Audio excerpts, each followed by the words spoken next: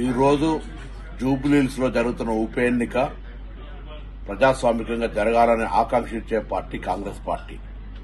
ప్రజాస్వామ్యం పట్ల గౌరవాన్ని ఎప్పుడూ ఆచరించే పార్టీ కాంగ్రెస్ పార్టీ.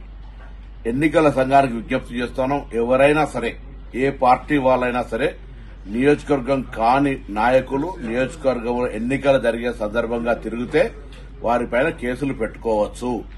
కానీ టీఆర్ఎస్ అభ్యర్థి ఓడిపోతుందని గత 2-3 రోజుల నుంచి అసహనంతో ఏది పడితే అది మాట్లాడుతూ ఉన్నారు.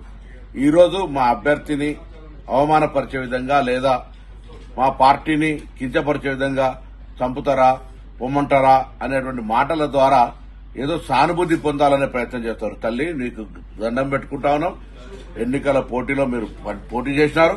మీ నాయకత్వం నీకు సరైన విధంగా సహకరించిరా లేదా అనే అంశం పక్కన పెట్టి ఈ రోజు మేము కాంగ్రెస్ పార్టీ తరఫున మా నాయకత్వం అంతా మా అభ్యర్థి గెలుపు కొరకు పనిచేసి ఉంటుంది.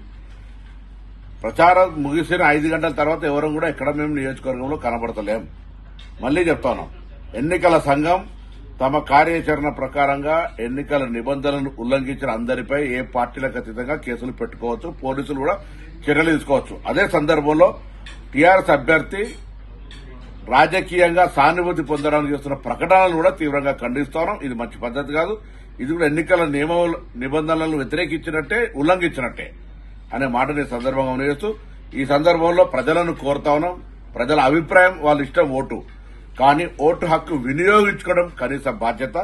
తప్పకుండా పోలింగ్ శాతం పెరిగే విధంగా జూబ్లీహిల్స్ ఉప ఎన్నికల్లో మీ ఓటు హక్కును మీ ఆలోచన ప్రకారంగా వినియోగించుకోమని సందర్భంగా విజ్ఞప్తి చేస్తా ఉన్నాం.